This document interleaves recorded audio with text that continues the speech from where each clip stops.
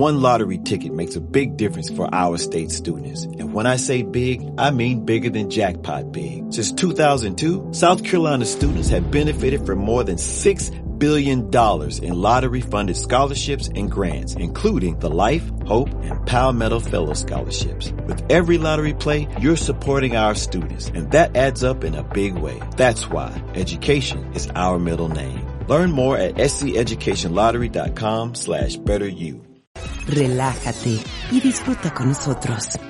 Rewind. Bienvenidos. Antes de empezar, ahí les va un disclaimer. En Rewind nos encanta hablar de vino desde todos los ángulos, pero siempre con respeto. Este capítulo toca el tema de el vino y la religión y lo hacemos con información bien investigada y de fuentes confiables. Sabemos que dentro de cada religión hay muchas formas de pensar y que incluso dentro de una misma pueden existir posturas contrarias. Así que lo que compartimos aquí no pretende ser una verdad absoluta, sino una perspectiva basada en historia, cultura y teología. Si en algún momento sientes que algo no cuadra o quieres aportar más al tema, en lugar de tirar hate, mejor escríbenos en redes sociales. Platiquemos, nos encanta aprender y compartir juntos. Dicho esto, arrancamos. Hola amigos de Rewind, ¿cómo están? Qué gusto estar con ustedes en otro capítulo más, la segunda parte de este tema buenísimo que tenemos, que se llama El vino en las religiones. Hola Edgar, Dani, ¿cómo están? Hola, ¿Qué hola. tal, amigos? Ya estamos aquí en otro programita. En otro capítulo más. Seguimos con el vino y la religión. ¿En serio? Y ahora, no, estoy empezando, pues la vez pasada. Se nos Ya salió lo de control. regañaron. Yo no entendí hasta que lo explicaron, fíjate. No. Ah, sí, déjalo, mira. No, es que- Bueno, si quieren entender de qué estamos hablando, vayan al capítulo anterior. Se por pasa. favor. Bueno. Se creen, es broma. Está muy serio aquí. Mi No, Juan, pero no, ahora. vamos a hablar ahora de religiones un poco más conocidas para el mundo occidental. Y vamos a hablar del judaísmo, el cristianismo, el catolicismo. Pues es una misma línea, por así decirlo. Obviamente con sus diferencias que vamos a más o menos medio explicar y la relación que tienen todas estas con el vino. Porque aquí sí hay una relación mucho más estrecha, Sí, aquí sí. ¿no? Muy clara. No, está muy palpable la presencia del vino en estas tres grandes religiones que decíamos que son, junto con el islamismo, estas religiones abrámicas, monoteístas, que creen en un solo Dios, y que esta, en particular el judaísmo, pues es una de las religiones más antiguas del mundo, con más de 3,000 años. Como decía, monoteísta, creen en un solo Dios que es Yahvé, y su libro sagrado que es la Torá. La Torá está basado en los 5 primeros libros del Antiguo Testamento, de la Biblia, Pentateuco. que la Biblia, pues la llevamos varias religiones, digámoslo así, tanto el cristianismo como el judaísmo como el catolicismo. Y bueno, tienen diferentes festividades. Su origen se encuentra en la antigua religión, que era la de Canaán, que ahora es Israel, ¿no, Edgar? Así es. Y bueno, hay mucha historia aquí detrás. Empieza con Abraham, a quien Dios le hizo la promesa de tener una gran descendencia, y lo que platicábamos, pues no tenía hijos, hasta que se viene esto de la sierva. Y bueno, hizo un pacto con él, aparte de la descendencia, que le daría la tierra prometida, ¿no? Así que sería es. de ellos la tierra prometida. Aquí vamos a partir en dos. Ya hablamos en el programa anterior del Islam como la línea de Ismael, el hijo de la sierva. Ujú. Pues de ahí se funda el Islam. Y ahora nosotros nos vamos a ir por el lado de Isaac, que es el hijo que tuvo con Sara después, ya que ahora sí confiaron. Y Ahora entienden por qué la canción de Padre Abraham tenía muchos hijos. tenía muchos hijos, porque la promesa era que iba a tener tantos hijos como las estrellas. Sí. Entonces, bueno, de ahí viene Isaac. Ujú. Es Abraham, Isaac. De Isaac viene Jacob, que después se convierte en Israel. Y de Israel, pues, viene el linaje de Jesús. Ujú. Y ahí es donde se origina, pues, estas religiones de las que vamos a platicar el día de hoy. El judaísmo, pudiéramos decir que es la central, es El la más tronco. antigua. Y de ahí parten las demás. ¿Cuál es la relación que tiene el judaísmo con el vino? Uf. Pues por Muchísimo. Primero de cuentas, el aspecto geográfico, ¿no? Donde nace el vino, donde tenemos la aparición de la bebida como tal. En aquella región, claro. Armenia, Georgia, pues es esta zona donde ahorita está Israel, que también comparte territorio con el Islam. Con el Islam. Sí, claro. Entonces, bueno, por eso comparten mucho este territorio. De ahí podemos decir que tanto el viñedo y el vino proceden de este Oriente Próximo, siendo un cultivo de terrenos secos, áridos, muy pobres. La viña, pues sí se ha identificado siempre como, no sé si decirlo así, pero el árbol de la vida. Claro. Para el judaísmo lo consideran así. No, tiene muchas connotaciones o muchas formas, ¿no? De la vid dentro del judaísmo. Es símbolo de prosperidad y riqueza de las personas, de los pueblos. Es el árbol de la vida. Los viñedos de Hebrón, por ejemplo, fueron conocidos por sus grandes racimos. Moisés quedó asombrado por aquella tierra de Canaán, que decíamos que era la tierra prometida, que producía leche, miel y grandes racimos de uva, que era necesario transportarlos entre dos personas. Un racimo, imagínense, ¿no? El tamaño aquel. Wow, creo que sí quedó impresionado. Le exageraron un poquito, quizá. Ay, un poquito. Oye, de esas mega uvas así como de mentiras, ¿no?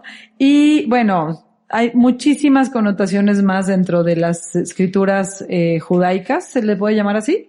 Sí. En el antiguo Egipto se puede apreciar instrucciones acerca del cultivo y usos de la uva en jeroglíficos esculpidos en las criptas funerarias de los más destacados faraones. Recordemos que los egipcios dominaron a los israelitas por mucho tiempo. Claro. Esto es según la Biblia, ¿no? Pues de ahí viene el éxodo, ¿no? De Moisés y que van a la tierra prometida, salen de Egipto, ¿no? Cuando salen de Egipto son liberados por Moisés. Ajá. Por Moisés. Que está esta historia donde, fueron las plagas, no los dejaban salir, ya en la última, pues logran escapar, abren el mar, pasan por ahí y bueno, pues ahí es donde empieza este trayecto por el desierto, por muchos años, 40 años en el desierto, pasando por muchas cosas. Aquí las 12 tribus pues se volvieron, al momento de llegar a la tierra prometida, pasan de ser nómadas a ser sedentarios.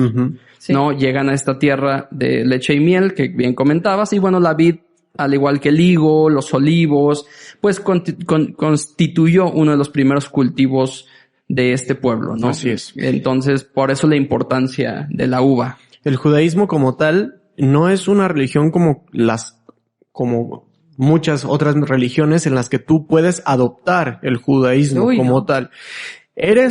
¿Naces judío o no eres judío?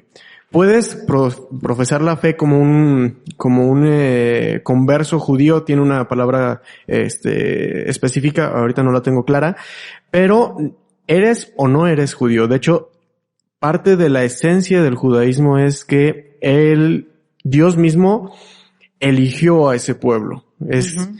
Nosotros desde Abraham fuimos elegidos y entonces ahí se desarrolla toda la historia, ¿no? Parte central justo de esta historia del pueblo de Israel la podríamos puntualizar justo en el Éxodo, el escape de Egipto y también las diferentes invasiones y exilios que tuvo el pueblo de Egipto una vez que se constituyó desde Jerusalén y constantemente el pueblo de Egipto ha sido un pueblo el pueblo de Israel ha sido un pueblo errante que con base en la promesa de su Dios, de Dios, esperan a un Mesías que los va a liberar y los va a llevar a la tierra prometida para establecerse en Jerusalén. Claro. Entonces, esa promesa aún está vigente. Aún lo esperan. De hecho, en Israel existen cuernos o torres específicas donde tienen un cuerno y un aceite, donde cuando llegue el Mesías se va a sonar el cuerno y el aceite con ese se va a ungir al Mesías cuando llegue. Okay. Es la persona liberadora que va a traer a todos los judíos y los va a llevar a la tierra prometida. O sea, es un ir y venir desde el Éxodo a el exilio al pueblo a la tierra prometida. Entonces es muy interesante cómo, a pesar de eso, ellos se saben el pueblo elegido por Dios y están a la espera del Mesías. ¿Por qué platico todo esto? Porque el vino, como tal, es un símbolo de la espera o de la profecía mesiánica. De hecho, a través de los diferentes libros que tiene la Biblia, háblese no solamente del Pentateuco, sino también de los Salmos, del Levítico, pues sí, de todos los demás libros, se establece una relación entre el pueblo y Dios. Dios muchas veces, justo en estos libros que les platico, se representa a sí mismo como el dueño de la viña y el pueblo como la viña. Justo Dios plantó la viña, la hizo crecer, la acercó, le puso un tanquecito de agua, le cavó un pozo, o sea, como que la cuidó mucho y de repente pasa en el exilio, pasa en diferentes situaciones históricas, incluso hasta modernas, hablándose de la Segunda Guerra Mundial, que quita todas estas protecciones y el pueblo se siente abandonado.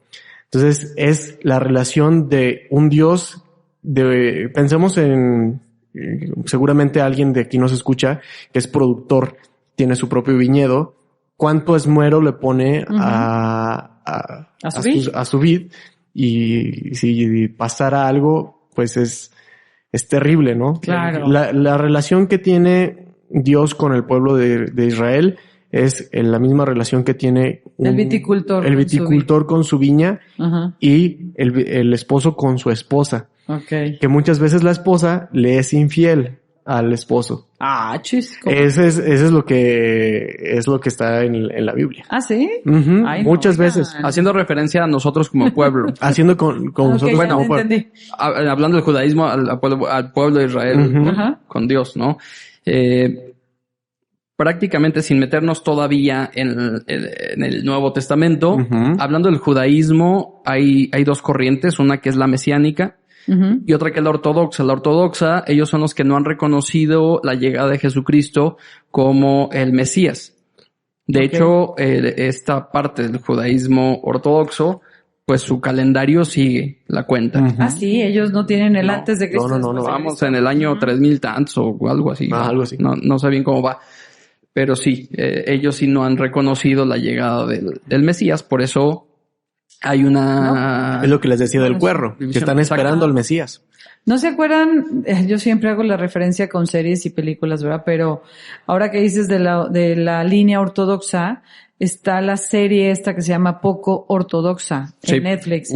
Y es muy buena. La verdad es que, obviamente, como bien lo dice, ortodoxo, que son súper estrictos, exageradamente fieles o seguidores de las reglas y de las formas. No sé si exageradamente, sino que son muy... Intensamente.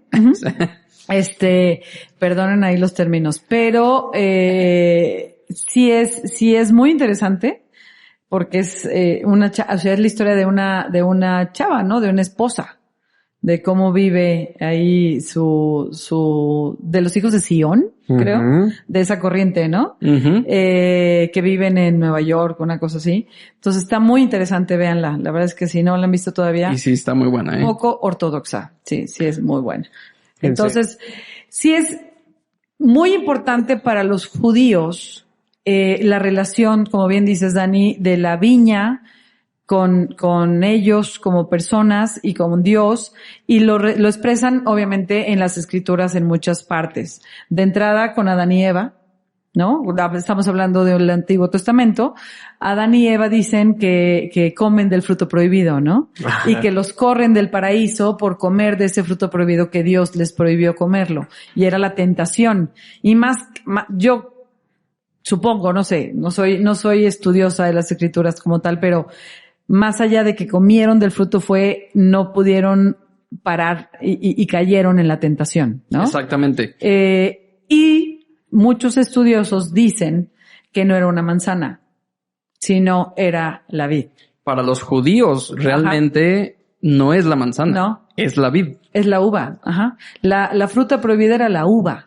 Por todo lo que te da la uva. A ver, una manzana, pues, no, la vid te da el vino. La sidra. Y entonces, bueno, pero no, todavía no.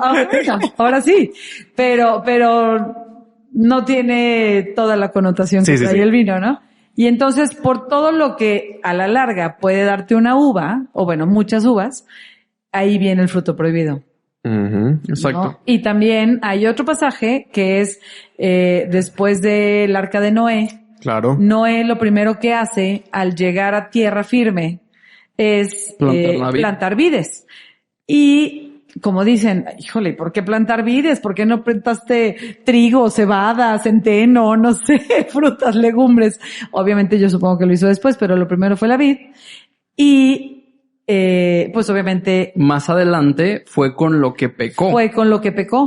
Contra sus hijos. Se embriagó, sí. Se embriagó y tuvo pleito contra sus hijos y terminó solo y todo esto.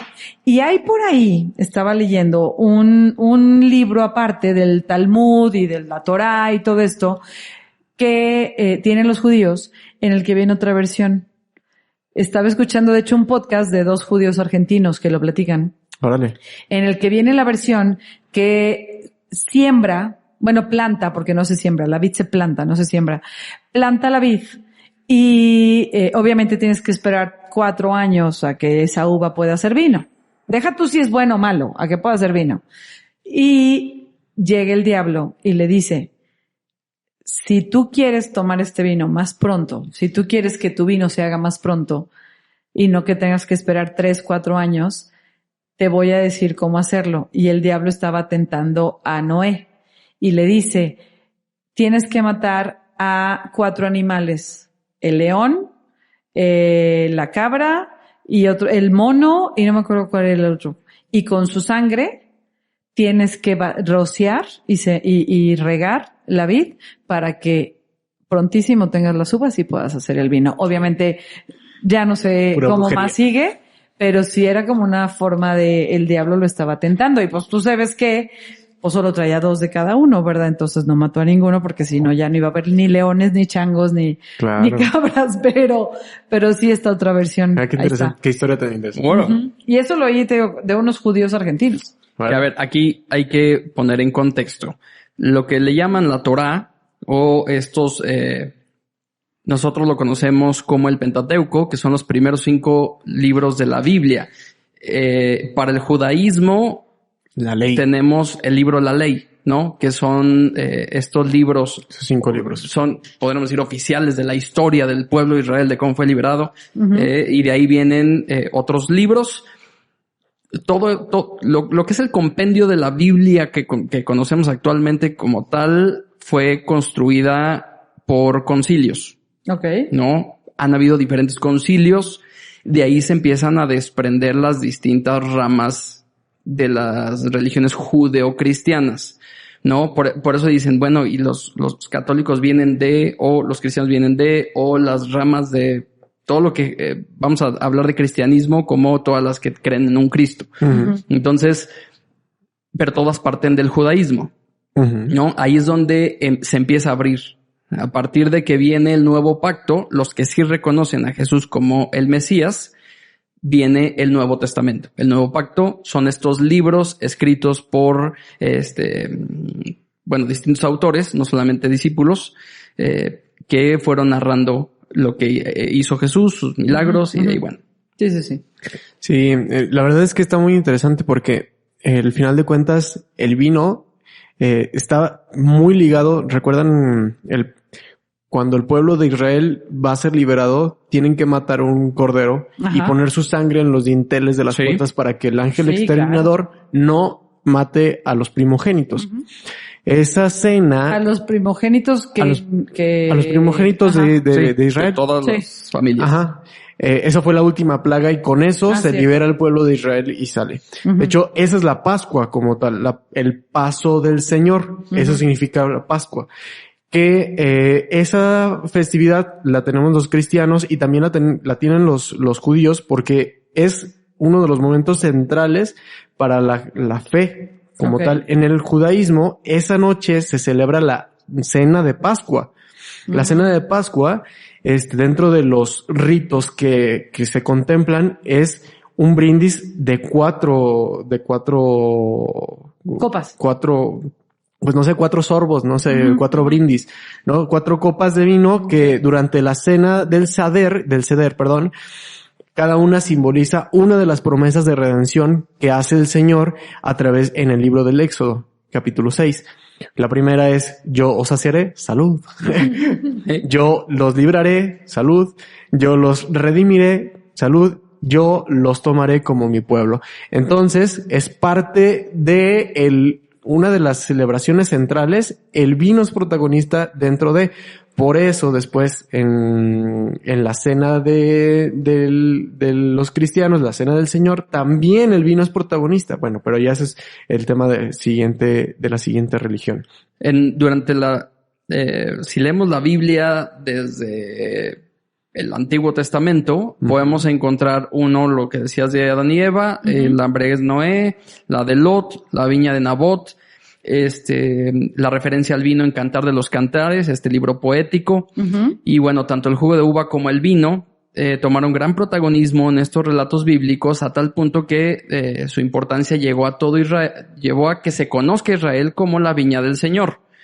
Entonces, el vino que se bebía en aquel tiempo tal vez no era igual de bueno como el de ahorita. No, dicen que por eso le ponían tanta cosa, ¿no? Sí, le ponían especias, le ponían miel, le ponían leche, le ponían para rebajarlo. Ajá. Porque sí era muy distinto. Recuerden que el vino, como lo conocemos actualmente, y su magia deliciosa viene a partir desde Pasteur, que entendimos cómo se hacía, ¿no? Entonces eso fue hace muy poco. Ajá. Entonces ellos sí lo tomaban más por necesidad y por ritual que por otra cosa. Ajá. Recordemos la importancia del vino en aquel tiempo, porque a diferencia del agua, el agua era mucho más contaminante. Sí. Bueno, era más fácil que estuviera contaminada. El vino, al contener porcentajes de alcohol, pues ayudaba un poquito a matar esas bacterias. Por eso, uno de los argumentos que tienen las religiones que prohíben o que no quieren creer, porque hay una línea dentro del cristianismo, entiéndase todas las corrientes cristianas, donde lo quieren prohibir, es que no era vino, no era la bebida alcohólica, no sí era, porque era necesaria por temas de salubridad. Entonces, cada que la Biblia narra sobre el vino o el jugo de la vid, estaban refiriéndose a la bebida alcohólica, proveniente del mosto de la uva fermentado.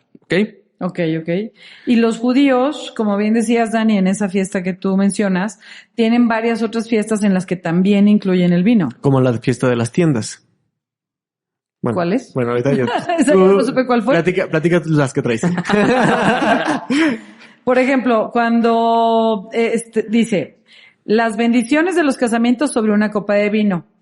Lo mismo en el Brit Milá, que es la circuncisión, que para los judíos es muy importante, ¿no? Sí. Es parte del inicio a la vida de los niños. Sí. El protagonista, por ejemplo, del Kiddush del Shabbat, también se recita sobre el vino al comienzo del Shabbat una oración. Y dice así, por ejemplo. El Shabbat es el día de reposo. El sábado, que ahorita platicaremos un poquito más del Shabbat porque hay también el rollo del vino en el Shabbat. Sí. Pero me llamó la atención que hay una bendición que se llama Shehakol. Shehakol. Porque ellos también pronuncian la H, ¿no? Mucho. Dice, a ver, voy a tratar de leerla y ahorita digo qué significa. Baruch Ata Adonai Enohei No Melech. Ja Olam Bore Pri Ja Gafen. Una cosa así. Bendito el Señor Dios Rey del Universo, que es quien creó el fruto de la vid. O sea, no está diciendo quién creó al hombre, quién creó el universo, Dios del universo, pero no, quien creó el fruto de la vid, que es el hombre. Claro. ¿No? Entonces, sí, para el judío, me llama la atención cómo en la mayoría de sus fiestas involucran el vino. Sí. Más en la vida diaria no. Ajá. Tengo entendido, ¿no? Sí, de hecho la libación del vino, que la libación es este ritual no exclusivo del judío de ofrendar vino o alcohol, una bebida alcohólica, a una deidad. La libación del vino ya formaba parte de los rituales de sacrificio en el templo de Jerusalén. ¿Libación? Libación. Libación. Libación es el arte de ofrendar el vino, ¿no? Por ejemplo, he visto que en las bodas católicas llevan ofrendas. Sí, es el vino. Y el llevan pan y el vino. Esa es la libación. Y aparte llevan uvas y trigo. Bueno, por si se acaba la botella, la botella. ¿Cómo empieza y cómo acaba? Bueno, no. El acaba es diferente. Formaba parte de los rituales de sacrificio en el templo de Jerusalén. El vino, como tal, es un símbolo de alegría y de celebración en el día más importante de la semana, que es el Shabbat, y en otras festividades o ceremonias como el matrimonio, que ya lo dijiste. Cuando hacen el Kiddushim, que es la ceremonia que consagra la unión de la pareja judía. En el día de la ceremonia, el rabino oficiante recitaba 7 bendiciones a los novios con una copa de vino en la mano, de la que beben después el novio y la novia. El rabino continúa la ceremonia recitando las 7 bendiciones, el Sheva Brachot. Número de perfección. Con otra copa de vino en la mano. Bueno, tampoco podía faltar el vino en la comida de consolación que ofrecían los familiares del difunto a su regreso del cementerio, ni en la ceremonia de la circuncisión. Okay. O sea, en todos estos rituales está el vino sí o sí. La Pascua judía, ya lo vimos, las 4 copas que decía Adán. Ahorita, y en la fiesta, en la fiesta del Purim. Esta fiesta es súper interesante porque pudiera entenderse como que la borrachera está permitida. La fiesta del desahogo. Y sí. Bueno, sí y no. De hecho, hay una reflexión padrísima de un judío. Y se me hace muy interesante el rol o la perspectiva que da sobre esta fiesta, ¿no? Donde pareciera que es el vino y la borrachera lo que predomina, pero realmente no lo es. Cuando llega el Purim es una fiesta judía celebrada anualmente en conmemoración del milagro relatado en el libro de Esther, uno de los libros del Antiguo Testamento, en el que el pueblo judío, mediante la intervención de una joven judía llamada Esther, que tuvo que ocultar sus orígenes judíos, logra sobrevivir a un intento de ser aniquilada bajo el mandato del rey persa Asuero. Muchos dicen, a ver, en esta fiesta, creo que los hombres tienen permitido beber como desquiciados. Y dicen, ¿cómo puede ser que el pueblo judío, que ha destacado a lo largo de la historia por ser el pilar moral de la humanidad y por darle un lugar central a la sensatez y a la mesura, se dedique una festividad enteramente a la bebida? Sí. Bueno, tras el ayuno, de eso se trata la festividad, se hace un gran banquete en el que se acostumbra a beber vino y recitar cantos. Okay. Los varones están autorizados a tomar vino hasta que ellos dicen así, hasta el nivel de confundir los nombres de Amán y Mardoqueo. Mardoqueo era el tío de Esther. Sin embargo, si tenemos una mirada un poco más profunda, tal vez podamos comprender lo que verdaderamente ocurre cuando celebran esa fiesta. Lo primero que aclaran es que, por más que les pese a muchos, el Purim no es una celebración a la borrachera. Lo segundo es que está intrínsecamente relacionado con el primer punto, es que no da lo mismo consumir bebidas alcohólicas que beber vino. Ahí hay una diferencia. Empezando por el segundo punto y luego se desarrolla el primero. El vino ocupa un rol central en el judaísmo, por todo lo que ya platicamos, ¿no? La importancia. Lo que dice es que... bueno, se perdió mi partner. Es que más bien no quiero como explicar todos los ejemplos donde el vino aparece. Está involucrado, presente en todos los rituales fundamentales de la vida judía. Y hay una palabra realmente donde a la bebida alcohólica se le dice de una forma. Sí. El vino en hebreo se dice yain y su valor numérico es 70. Bueno. ¿Eso? Es que para llegar ahí necesitamos explicar un término que se llama gematriot o la gematría, ¿no? Okay.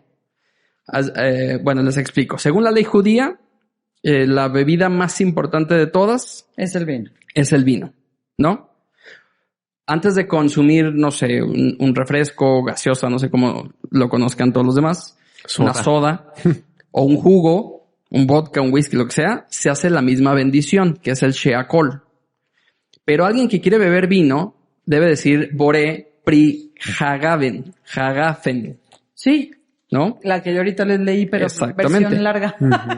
Bueno, ellos tienen la gematría donde las letras hebreas, que también funcionan como un sistema numérico. ¿Por qué? Pues porque el idioma hebreo es anterior a la llegada de los números arábigos modernos, o sea, los que conocemos. Aleph, Bet, Det, bueno. Y a veces el valor numérico de una palabra tiene un significado más profundo, significativo. Este sistema alfanumérico se llama gematría. ¿Qué quiere decir? Que los nombres en hebreo tienen un peso por su por el valor numérico, aparte de cómo de lo que significa la palabra. Pues entonces es mucho de lo que ahorita está muy de moda, que es la numerología. Pues que te definen, no sé te describen según los números de tu nombre. El Aleph es el 1, el Bet es el 2, el Gimel es el 3, el Dal es el 4, etcétera.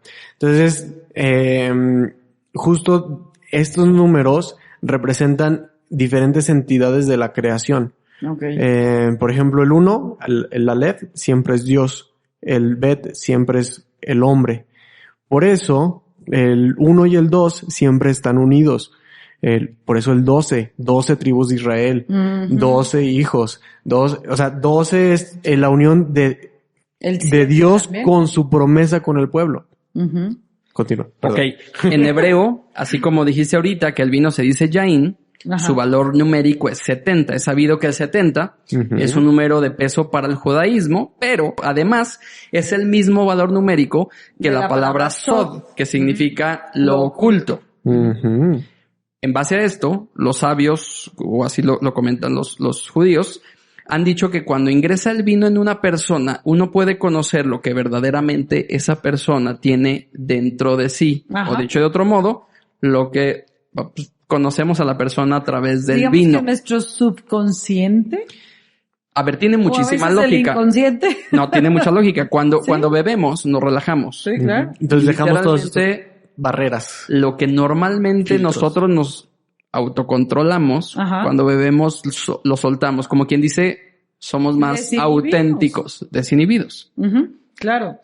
Y es lo que dicen, que conocemos lo que realmente tenemos dentro nuestro a través del vino. Obviamente sin llegar a grados exagerados, ¿no? Pero sí. Exacto. Es una forma de conocimiento propio. Exactamente. Que se relaciona el vino con esta festividad. Cuando en el libro de Esther no aparece el nombre de Dios como tal. No viene esa palabra, ¿no? No. Todo el tiempo la presencia es tácita. O sea, está, pero no lo dice. Okay. Entonces, es como, por ejemplo, hablamos de Alá en el capítulo anterior, y también pasa mucho eso. O sea, por ejemplo, si tú te fijas en el Islam no hay imágenes, todo es letras, todo es tipografía, porque ellos no podían mencionar al innombrable porque era tan poderoso que no lo mencionaban, pero sí se referían a él. De hecho, el nombre de Dios es uno de los grandes misterios de la historia, ¿no? Al final de cuentas, por ejemplo, en la misma escritura hebraica no tiene vocales, solamente tiene consonantes. Fíjate. Entonces, cuando Dios da su nombre, da las consonantes, no da las vocales.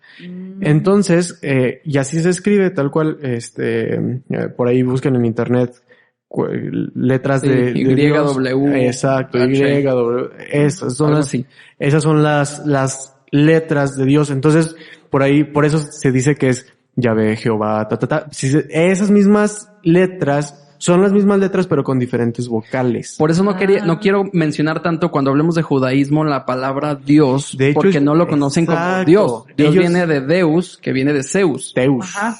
Ajá. Entonces, Ay, qué Ajá. loco. Cuando ellos veían la palabra escrita, no la pronunciaban, decían Adonai, que significa el Señor.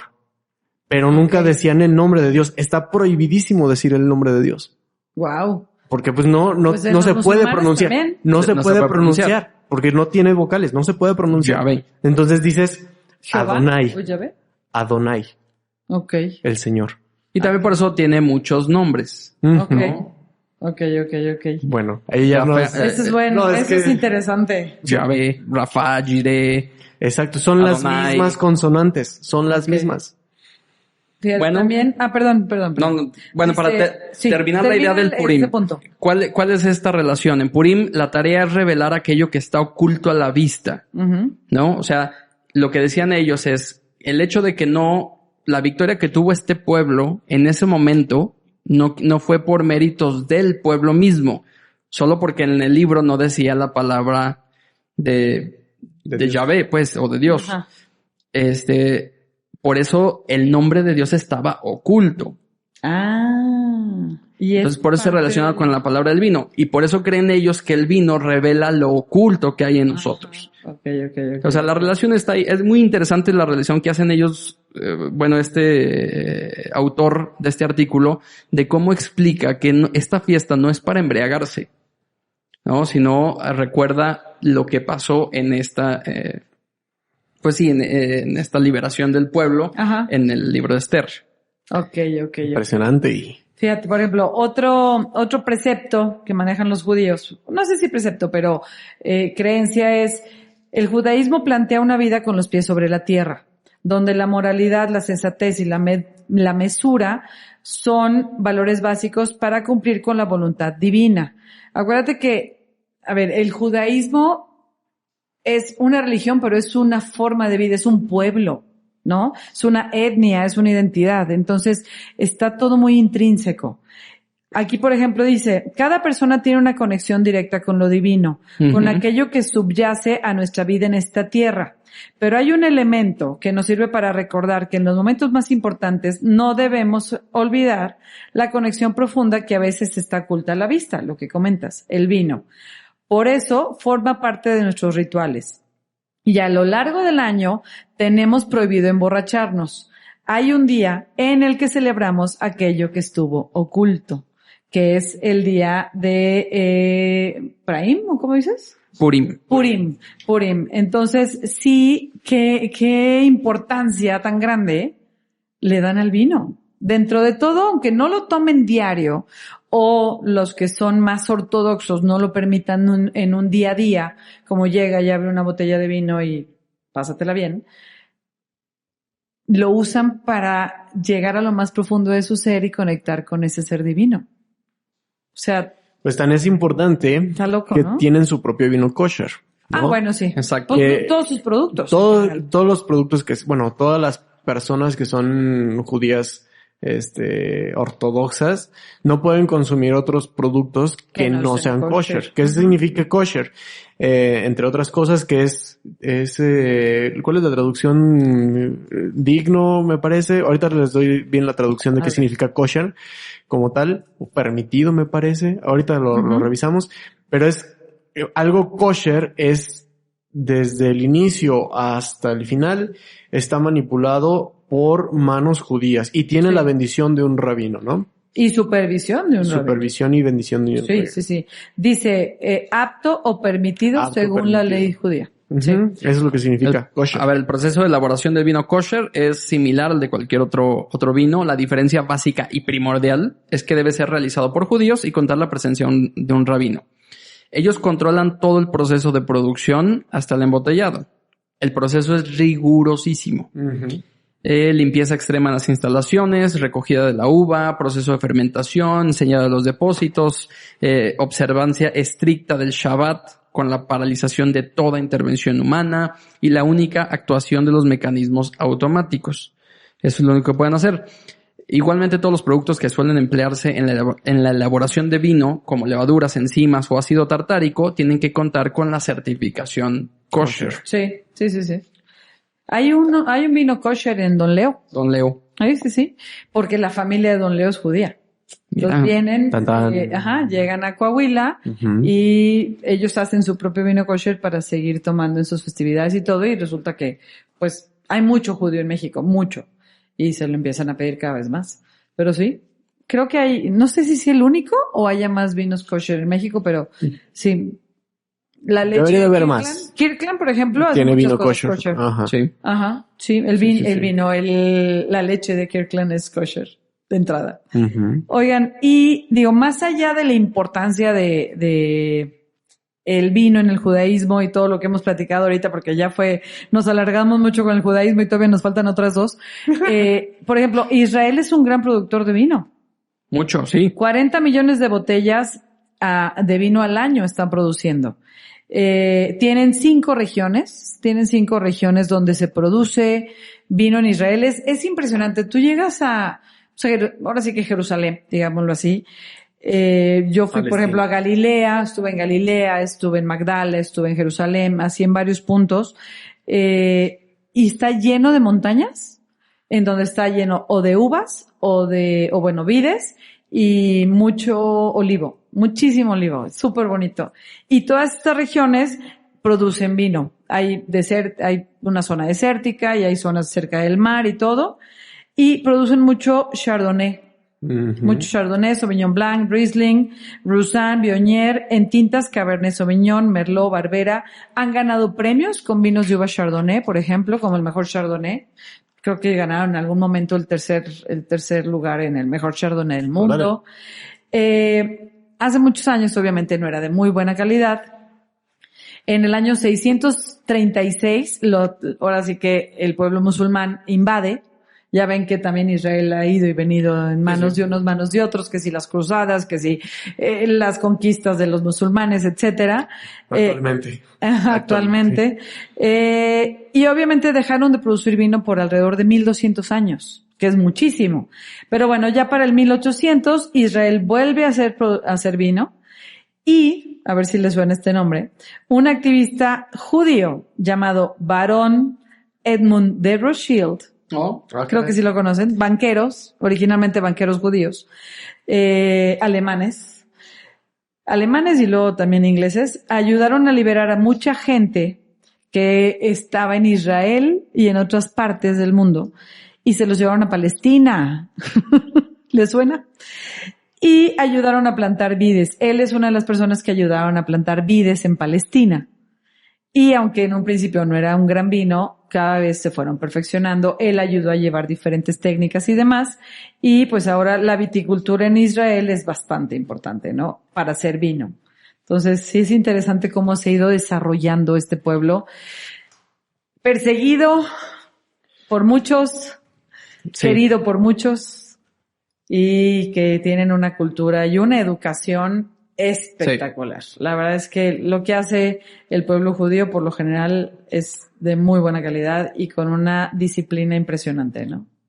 Sí, mucho cuidado ahí de hablar del pueblo judío como una generalidad. Acuérdense que el pueblo judío o el judaísmo es la cultura, la tradición, la religión, la forma de vida. La forma de vida del pueblo judío. Sí. ¿No? Por eso más allá de solo ser una religión. Sí. Es mucho más complejo. Es impresionante. Pero bueno, del judaísmo. Vamos con otro. Del judaísmo, ahí se viene el cristianismo. Que el cristianismo podemos dividirlo en muchas ramas, ¿no? Muchas. Y existen muchos brazos. El más grande y otra vez sin decir el más importante, sino el más grande en adeptos es el catolicismo, ¿no? Y ya de ahí bueno, no sé si de ahí, pero se desprenden otras ramas. Tengo aquí a mis dos amigos, son católicos. Ajá. Yo soy cristiano evangélico. Okay. Pero bueno, hay otras ramas del cristianismo. los hay muchos, mormones, ¿no? los testigos de Jehová, bueno, hay muchos más, ¿no? Se dice que los anglicanos, por ejemplo, ya no se sabe si son católicos o son cristianos o protestantes o... No, pues Está ahí como- también es parte de la rama protestante como tal. O sea, protestante viene de la palabra Protesta. de la protesta, de las Martín Lutero. tesis, las 95 tesis de Lutero, ¿no? Sí, sí, sí. Desde ahí se desprenden. La iglesia a la que voy es De de una Calvino y corriente reformada Ujú. que De las reformas. viene de esta línea de Lutero. Ujú. Ah, ok. Qué interesante. Sí, Y la verdad es que, a ver, opinión personal. En su momento Lutero tenía razón.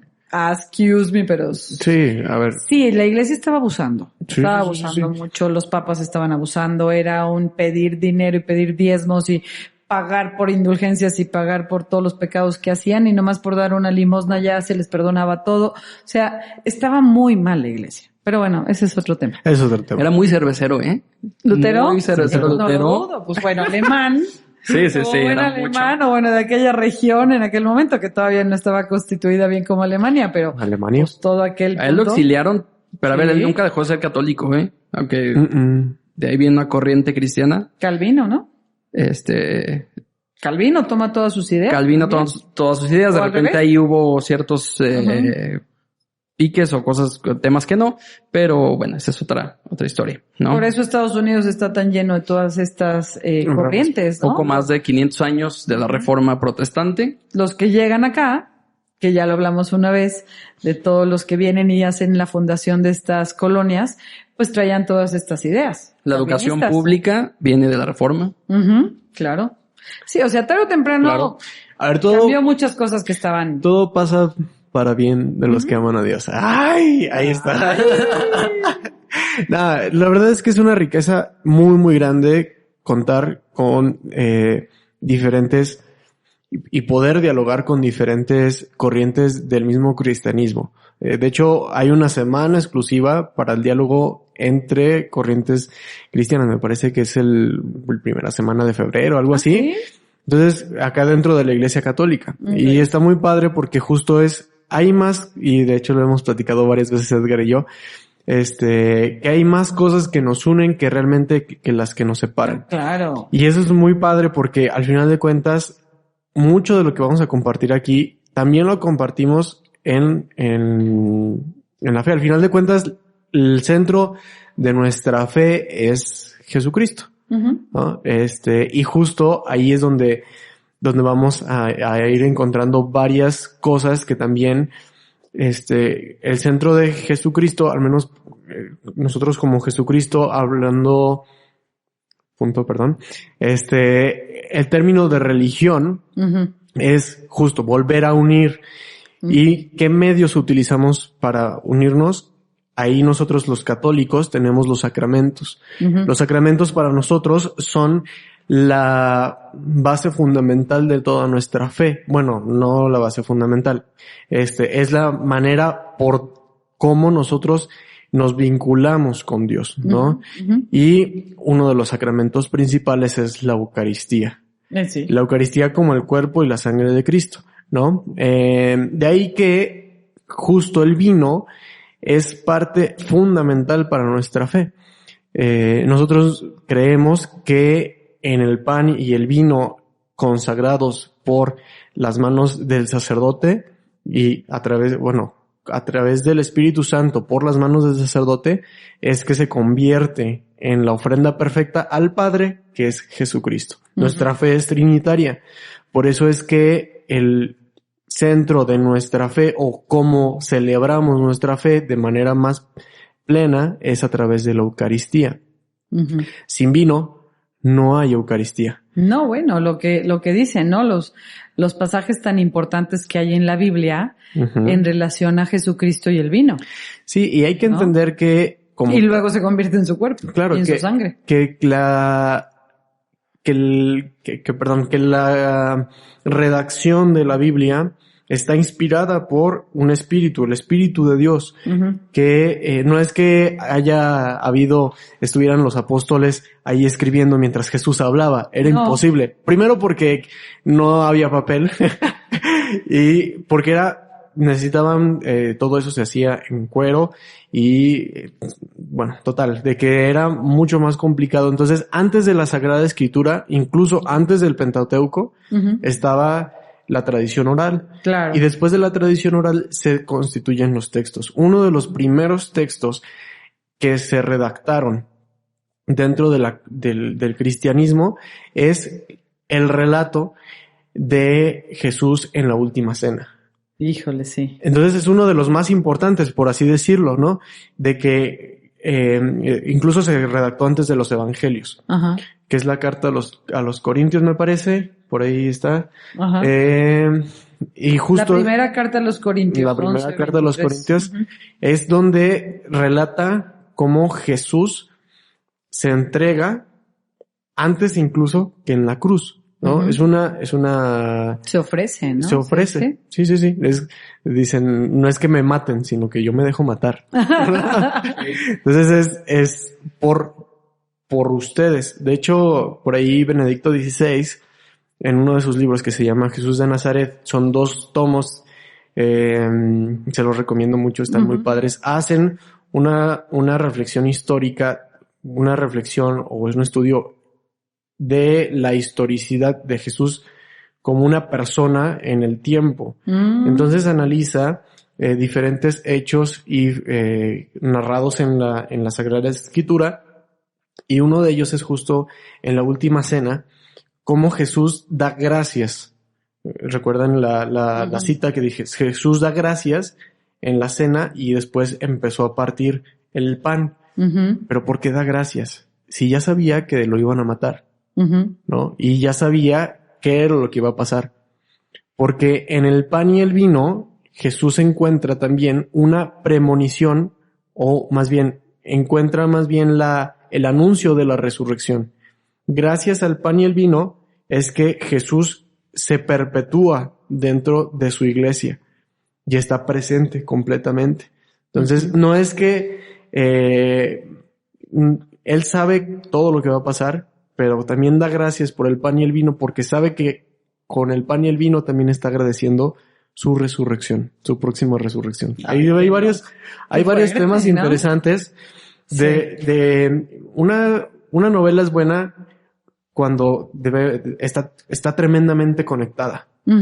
El libro, la Biblia no es una novela, pero qué barbaridad de conexiones que tiene. Pues, o sea, desde el Génesis hasta el Apocalipsis está tremendamente conectada. Y justo el Evangelio inicia con el primer milagro de Jesús. ¿Cuál es? Las bodas de Caná. Las bodas de Caná. Y es porque son más... Y ahí está el vino. Sí, ahí está el vino. Empieza con vino, ¿no? Y termina con vino, claro. Empieza con vino y termina con vino. Son 520 litros que aproximadamente se iban a servir en esa boda. Era un pachangón. No, bueno. Y era un muy buen vino. Y era un muy buen vino, no solamente eso. Fíjate que nos tocó estar ahí y el guía, nos volvimos a casar ahí. Obviamente, pues ya hay una iglesia, ¿no? Ya hay un templo como tal, pero antes pues no era el templo. Pero lo construyeron sobre lo que se dice que es un lugar cierto. Porque hay tradiciones o lugares que son ciertos y hay lugares que son por tradición. Entonces hay ciertos es que ya los investigaron científicamente y todo esto. Entonces ese lugar en donde está la iglesia de Caná es un lugar cierto. Y nos casaron otra vez. No entiendo, ¿verdad? No entiendo, pero me volví a casar. ¿Tienes edad? No, la verdad es que, Jorge, no te creas. No, sí fue bien bonito. Y nos platicaba el guía que antes estas bodas duraban semanas. O sea, no era así como que, la boda de un día y párale contar y fueron 500 y tantos litros. No, o sea, eran semanas y la gente llegaba con sus vinos, con sus viandas, con sus regalos y todo. Entonces, por eso es que, o sea, fue un mega pachangón, pero así era. No es como que fue una boda espectacular y única. Así era normalmente y por eso llega un punto en que se acaba el vino, ¿no? Y normalmente, pues vas tomándolo y la gente entra y sale de este estado de ánimo, pero al final, cuando se acaba el vino, obviamente se les empieza a pasar la pachanga y es cuando la Virgen le pide a Jesús, y aparte, por medio de la Virgen.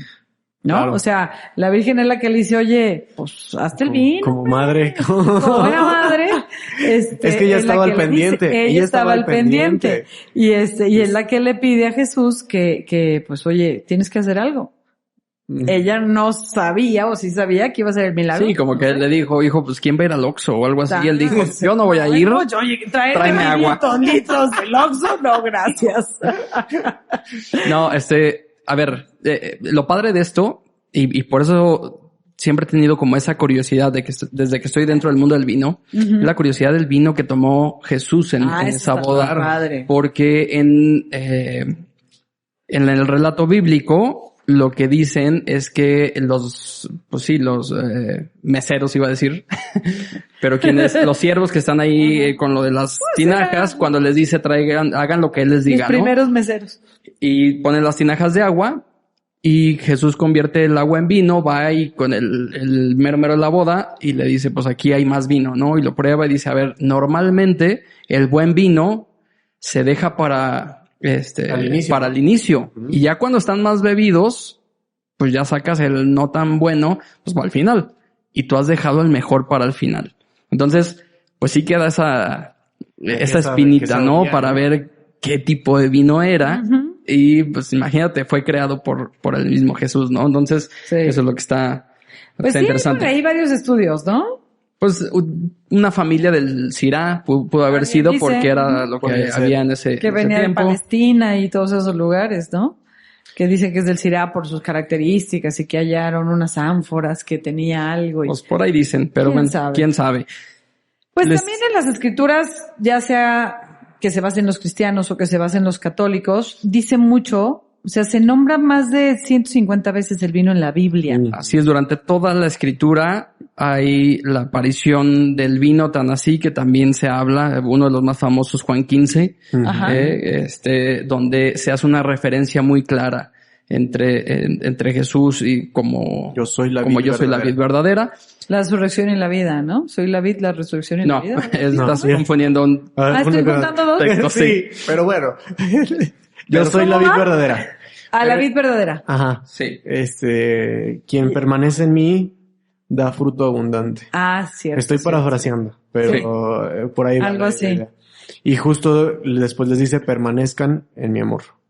¿Sí, no? Sí, de hecho, se dice que ¿O no? Sí. al usar el vino, Jesucristo, como símbolo de su sangre o para simbolizar su sangre, estaba indicando la inauguración de un nuevo pacto entre el hombre y él. Sí. ¿no? Es lo que decíamos en el Uno judaísmo. que sería sellado por su propia muerte sacrificial, Ujú. o sea, mediante sacrificio, y asegurando el perdón de los pecados y estableciendo una nueva relación entre Dios y la humanidad. Ujú. Este nuevo pacto era superior al antiguo porque se basaba en el sacrificio perfecto y final de Cristo Así es. en lugar de los repetidos sacrificios de animales que hacían, por ejemplo, en el Antiguo Testamento, que nunca podían eliminar completamente los Exacto. pecados. Es que antes los judíos, para eliminar su pecado, Sí, sí. se ponían frente a cordero. frente con un borrego o un toro, depende de qué tan grande sea tu pecado. Si es un pecadote, pues un torote, Oh. y lo mataban. Ajá. Y con esa sangre se regaban a quienes quería perdonar. Ah. También el cordero degollado en la Pascua, recuerdan los judíos, Sí, sí, para sí. ponerlo en los dinteles, es la misma sangre, dice uno de los padres de la iglesia, me parece que San Juan Crisóstomo, me parece en una de sus homilías, que si una sangre de un animal podía perdonar los pecados, cuánto más la sangre del Hijo de Dios podría perdonar todo. Wow. Entonces, por eso, el sacrificio, la sangre vertida del Hijo de Dios es que tiene la capacidad para perdonar los pecados del mundo. Wow. Y es que aquí, Y se representa con el vino. No se representa, bueno, al menos para los sí, católicos. La transubstanciación. Así es. Perdón, ya no estamos. no, adelante. No, primero, ustedes son los buenos, en eso. Retomando este tema, parecería que Jesús está haciendo alusión a la ley, a lo que sucedía en el Antiguo Testamento Claro. con la matanza de los animales. Quienes creemos en Jesús como el Cristo, como el Mesías, es al revés. Todo lo que pasaba en el Antiguo Testamento era una representación de lo que íbamos a ver con el Nuevo Pacto. Así es. Ok. ¿No? A ver. Sí. Cualquiera diría, Jesús se sacrificó y derramó su sangre por los pecadores, Ajá. como lo hacían los Antiguos hebreos al matar un animal para perdón de los pecados del pueblo. Exacto. Ajá. Tú dices, pues sí, pues él era judío, tradición judía. Sí, claro. Pero para el creyente no. Nosotros lo vemos al revés. Claro. ¿Sí? Donde todo lo que sucedía en el Antiguo Testamento era un llamado o era era como el anuncio del Cordero real que iba a venir. Sí, porque mataban un cordero. Exacto. Así es. Claro. El que iba a venir a quitar el pecado del mundo. Claro. ¿No? Bueno, no quiero como que esto se vuelva un podcast teológico, pero No, el vino está presente. el vino está presente. ¿Cuáles son las referencias bíblicas en la Biblia? Hay de todo tipo, referencias a la vid. Nos emocionamos. No, y está súper bien. A la vid y a los viñedos. Ajá. Está al vino y al jugo de la vid. Se habla mucho. Eclesiastés 9:7. Bebe tu vino con alegría de corazón. Con alegría en el corazón. Claro. El simbolismo del vino en la Biblia.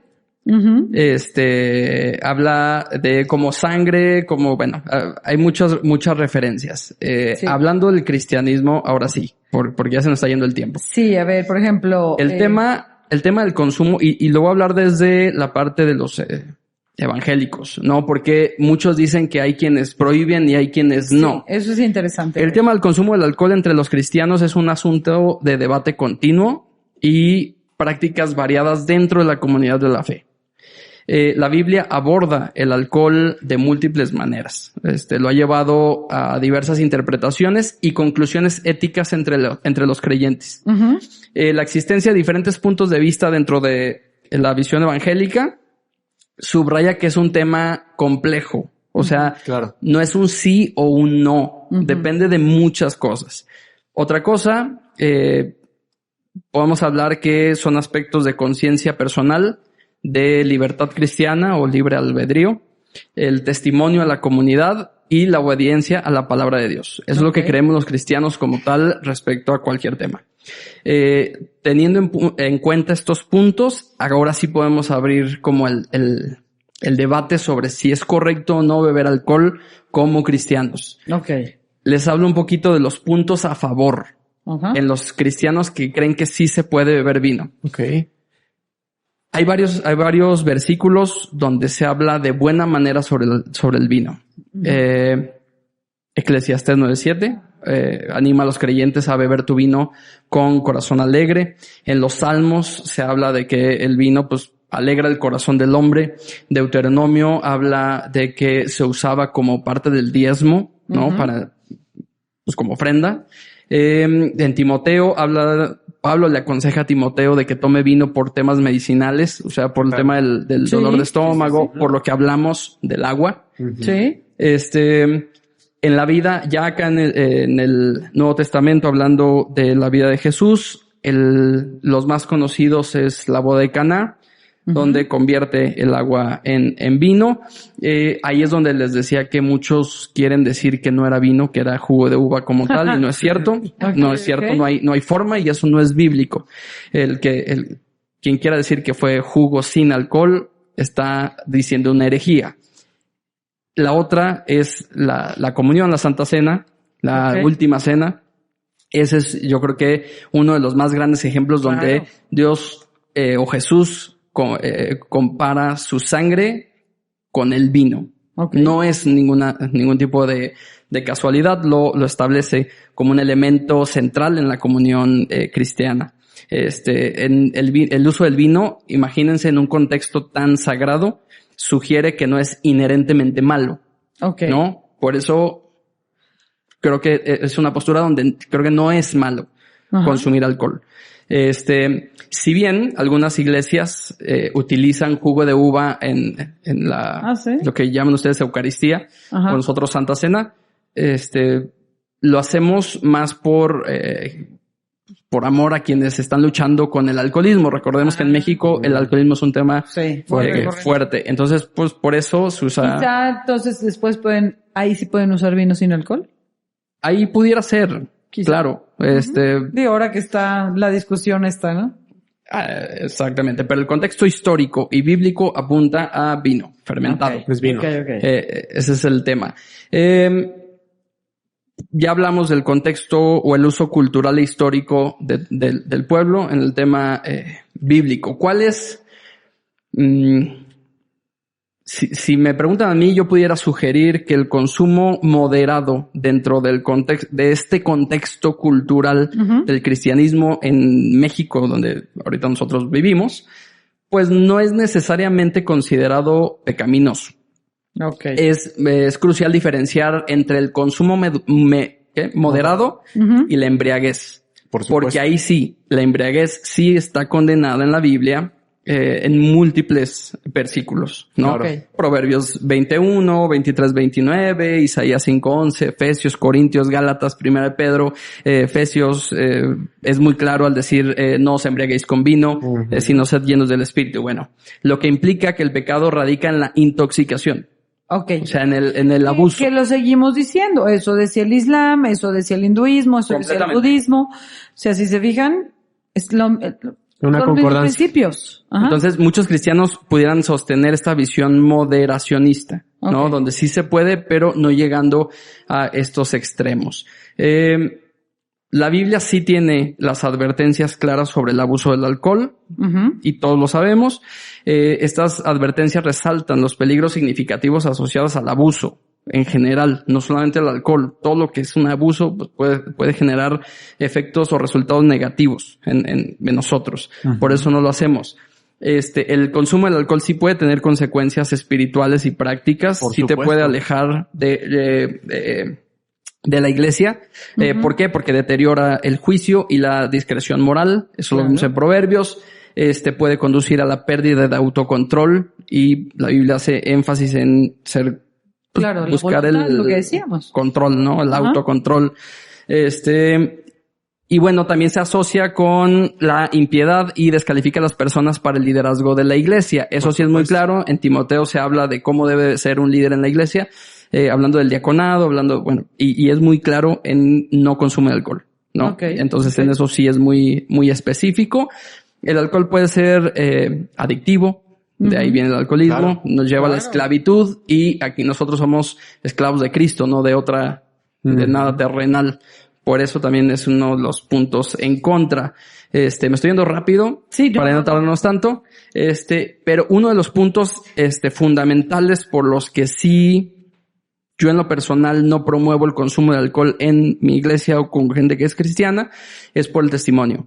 Okay. Por amor a mis hermanos, porque sí hay un texto en Romanos que dice, no es bueno, bueno es no comer carne ni beber vino ni nada que haga que tu hermano tropiece. Entonces, por el amor a mi hermano, que está tal vez luchando por el alcoholismo o con el alcoholismo. O porque nunca sabes quién puede llegar a tener, exactamente, a ser susceptible, ¿no? Exactamente. Como ellos están batallando con eso, por amor a ellos, tal vez no lo hago, pues de frente, ¿no? Claro. Sí, es que a ver, uno nunca sabe en qué momento tú puedes medir o inculcar. Sí, detonar una adicción. Detonar algo. Al final de cuentas. Supongo que por ahí va, ¿no? Exactamente. Entonces es más un tema como de amor por la otra persona que porque esté mal. Claro. Oh, hijo mano. ¿No? Ya ves. Otra cosa, tampoco es que lo esconda. Tengo un podcast, ¿no? Claro. O sea, Ahí estudiaste de vino. porque creo que no es incorrecto. ¿No? No, porque creo que soy pecador al igual que todos, solo que tal vez no este no es un pie en el que tal vez coge, ¿no? Aún así tengo que ser sabio, tengo que ser prudente y tengo que entender. Bueno, a ver, nadie estamos exentos de nada en este mundo. Lo platicamos con Seijas, ¿no? Ajá, Sí. y Está buenísimo claro. ese capítulo, por cierto, vayan a Sí, por escucharlo. favor. Confesiones de un sommelier. Y bueno, creo yo, porque sí está como muy ambiguo para muchos estas creencias del cristiano, como tú lo comentas, Edgar, que pues, muchos tenemos esa idea de que lo prohíben. Pero también tengamos en cuenta, como en las otras prácticas y filosofías que hay muchas ramas del cristianismo y hay muchas iglesias dentro del cristianismo y cada iglesia tiene sus preceptos muy definidos en los que unas son muy tajantes en que sí y que no y otras son más laxas, se pudiera decir, en tú decides. Algo que rescato yo mucho como en los ortodoxos, o sea, ¿no? de Jesús como tal, o sea, hablando del cristianismo, Jesús siempre abogó por la libertad. Claro. Por la libertad del hombre, ¿no? Y del hombre y de la mujer. Y tu voluntad. Y la voluntad. Al final de cuentas, Él viene a liberar. Viene a liberar. Entonces, todo lo que te esclavice, eso no es de Cristo, ¿no? Entonces ahí está el tema. Ahí está el tema. ¿Qué tan bueno, qué tan malo puede ser el vino? Pues, con decirle que él mismo se comparaba con el vino. Su sangre, dice, su legado. No echen vino viejo en odres nuevos, porque lo revienta. Sí. Cristo se figura como el vino nuevo que viene a reventar todos los esquemas que ya no cabe en lo estos viciado. esquemas de libertad, en un esquema de libertad. Todos los preceptos que Jesús viene a darle plenitud es precisamente eso, es en vistas al amor, como decías bien, Edgar. O sea, al final de cuentas, esa es la misión central que tiene Jesús y el vínculo que establece también con el vino. Claro.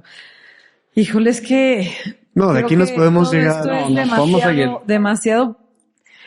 Lo que él decía, ¿no? El libre albedrío. Albedrío. Es una palabra, albedrío. Albedrío. Es la voluntad y es lo que hemos estado repitiendo en todas estas creencias, filosofías, religiones, de que tarde o temprano tú decides qué es lo que te hace ser un ser mejor o ser un ser peor.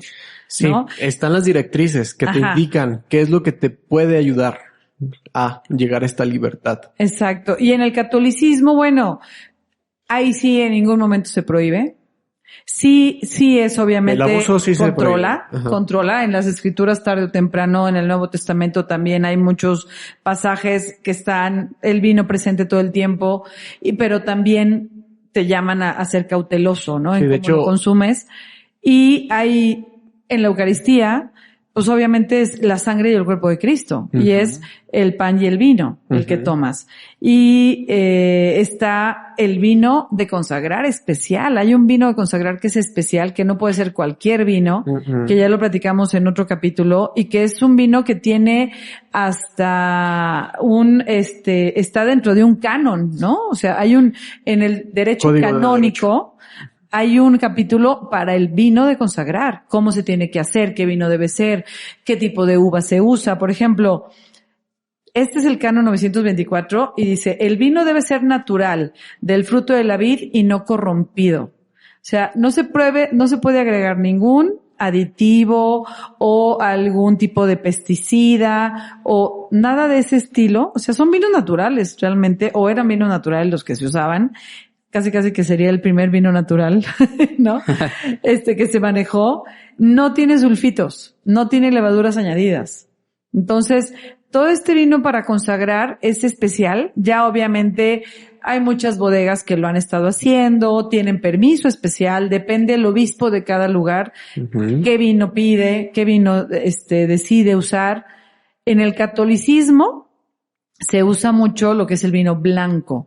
Pero la iglesia ortodoxa, porque dentro del catolicismo están los ortodoxos como la iglesia griega, o en Turquía, por ejemplo, también están los ortodoxos. Todos los rusos también. Los rusos, todos estos, que hubo ahí un rompimiento, ¿no? También, en su momento, un cisma, exacto.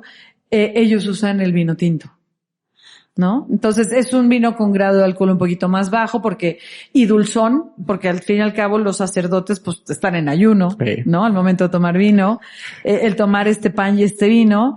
Entonces hay muchas como relaciones, ¿no? El Papa o el Vaticano tiene un vino especial, ¿no? Que lo hace una bodega riojana, Eras Cordón. Entonces, el Chateauneuf du Pape que se hace en Francia, ¿no? Que se hizo ya hace muchos años.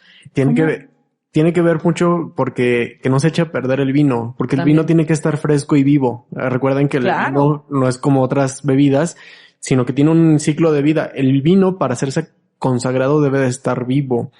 Entonces ahí, por eso se recomienda que las vinajeras tengan muy poquito y solamente se sirva lo que se va a consagrar.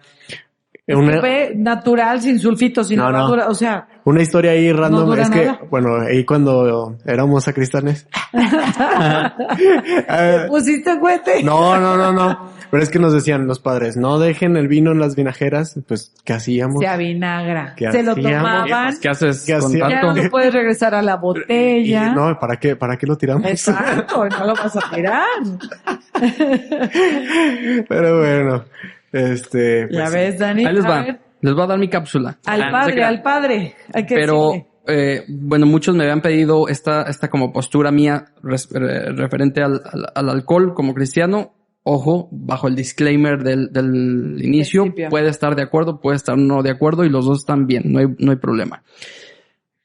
En tema de los cristianos, como hay 3 posturas, la que es prohibicionista, la moderacionista y la que es abierta. Cualquiera que adopte está bien. La Biblia habla del alcohol de una forma muy honesta y equilibrada. Reconoce que puede ser algo bueno, lo vemos en la Biblia, se usaba en celebraciones para dar alegría e incluso con fines medicinales. Uh-huh. Ya lo vimos. También nos advierte con firmeza sobre los peligros, la embriaguez, mal juicio, la adicción. Entre los cristianos hay distintas posturas. Algunos prefieren evitarlo por completo y otros lo consumen de manera moderada. Lo importante es que todos buscan ser fieles a lo que enseña la palabra de Dios. Claro. Creo que es la base. Para tener una opinión equilibrada es importante leer todos los pasajes que hablan sobre el tema, considerando su contexto. No se trata de tomar un solo versículo y usarlo como bandera, ni para prohibirlo, ni para promoverlo. Sino pues es mejor usar la sabiduría y el discernimiento. Uh-huh. Hay textos que permiten el uso o el consumo moderado y otros que advierten con claridad que pues, no debe de ser, como lo que vimos en Timoteo. No se trata de decir solamente sí o no, sino hay que aplicar principios bíblicos a cada situación personal, ¿no? También es necesario entender cómo era el vino en el tiempo bíblico, cómo era parte de la vida diaria, cómo era parte de la cultura, cómo el uso era muy importante en lo religioso como en lo social. Hay que ver ahora cómo es de importante o de perjudicial el vino en nuestros tiempos. Ahí entra el tema de México y su problema con el alcoholismo. Sí, está fuerte. La Biblia no dice que esté mal tomar alcohol, pero sí insiste en evitar la embriaguez y el descontrol. Por eso, algunos cristianos lo mejor es no consumirlo, ya sea por testimonio, que lo platiqué, por convicciones personales o por amor a quienes luchan uh-huh. por el alcoholismo, por esta adicción. Para otros, tomar una copa con moderación y agradecimiento puede ser aceptable siempre que lo hagan con dominio propio. Lo importante es tomar la decisión con una conciencia informada, con el deseo de honrar a Dios y pensando también en los demás. La Biblia nos da libertad en estos temas, por eso esa libertad siempre debe usarse con responsabilidad y con amor. Okay. Hoy, quienes siguen a Cristo deben tener en cuenta varias cosas. Primero, estamos llamados a vivir con sobriedad, cuidando que el alcohol no afecte nuestro juicio ni nuestra vida espiritual. Segundo, si decidimos consumirlo, debe ser con moderación sin llegar jamás a la embriaguez. Tercero, debemos pensar en cómo afecta a nuestro testimonio y a quienes nos rodean, especialmente si alguien cerca tiene problemas con él. A veces amar al prójimo significa abstenerse, eso es importantísimo. Cuarto, quienes tienen antecedentes familiares de adicción deberían considerar no consumirlo uh-huh. O evitarlo completamente. Y sobre todo, ya sea que bebas o no, que todo lo que hagas sea para gloria de Dios. Eso viene en 1 Corintios 10:31. Okay. Por último, las iglesias, y ahí sí quiero exhortar mucho, ojalá vea esto mi pastor. Y todos los líderes de la iglesia. Mándaselo. Las iglesias deben acompañar a sus miembros con orientación pastoral en este tema, hablando tanto del riesgo del abuso como el valor que da la libertad uh-huh. y la responsabilidad cristiana. No hay una regla única para todos, pero sí principios claros. Buscar crecer espiritualmente, cuidar la unidad y ser un buen testimonio del evangelio. Uh-huh. Esa sería mi postura como cristiano. Si va a haber gente que no va a estar de acuerdo, probablemente unos sí, pero bueno. Esa es La libertad. Muchas gracias por compartir eso. Wow. Qué bárbaro. Qué buen cierre. No, hombre. Sí, la verdad sí, a ver, es que yo sé que para ti, que eres muy fiel a tus creencias, ha sido de repente este choque, ¿no? De qué sí debo hacer y qué no debo hacer. Entonces, qué buena forma de explicar por qué haces lo que haces. Ese es un tema que llevo masticando Sí. mucho tiempo, esta postura. De hecho, quien estuvo insistiendo que hiciéramos estos programas es Edgar, ¿no? Sí, aprovechando que Sí. estamos en tema de Semana Santa. Semana Claro, Santa. claro. Es Semana Santa ya. Es Semana Santa ya, entonces... Ya. Buen Y a ver, día. yo ya en esto concluiría, la verdad es que tanto para Dani como para mí, ahorita tú dices tu punto final, Dani, como católicos no tenemos una prohibición, ¿no?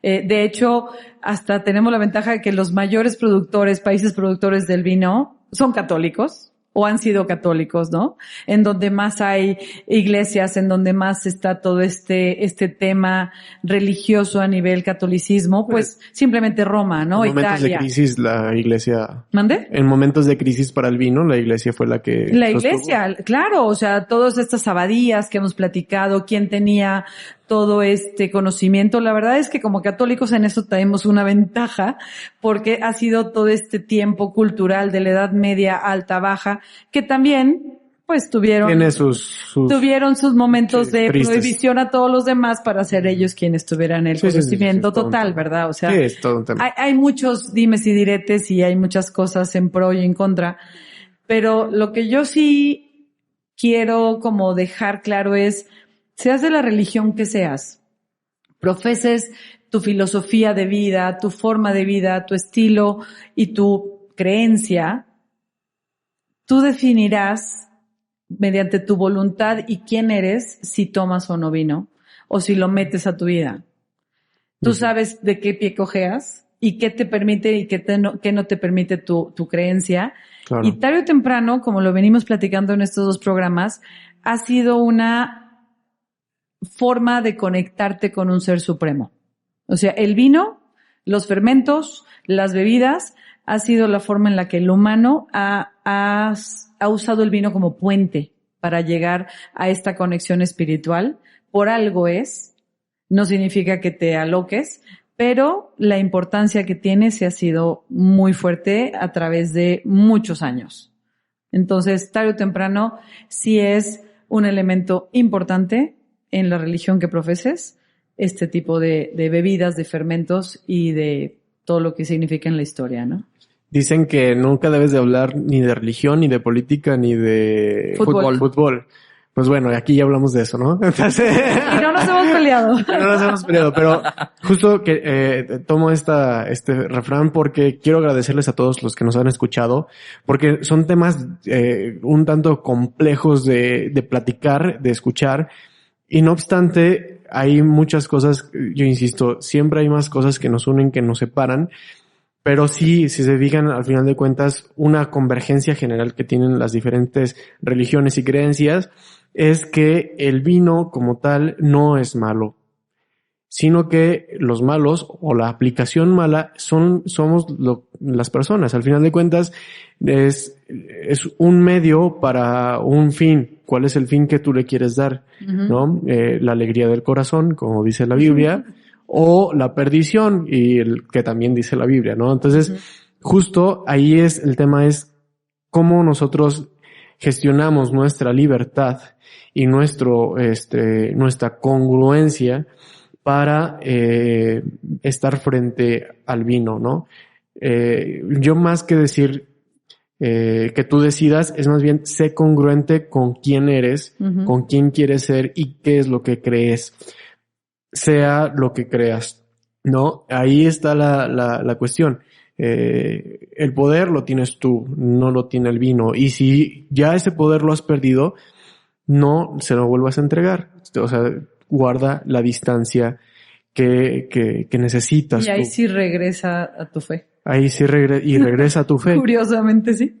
Así es. Ya me vi muy Yuri, ¿verdad? Pero sí es cierto. Pues es eso.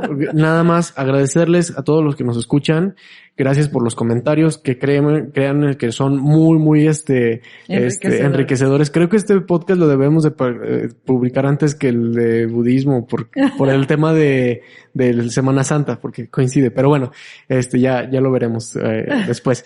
Pero sí, muchas gracias a todos. Gracias por sus comentarios, gracias por su like, gracias por compartir con sus contactos y pues sí, nos vemos en la siguiente. Compártanlo, pásenlo a sus amigos y a amigos con diferentes creencias. A ver. Uy, sí, a ver qué tal, a ver qué opinan. Un tema de discusión en la mesa. Interesante. Pues nos vamos. Muchas gracias. Muchas gracias a todos y nos vemos la siguiente semana. Que Dios los acompañe. Bye. Chao, chao. Que Dios los bendiga. Que Dios los acompañe. Dios los bendiga. Adiós. Rewind ha llegado al final.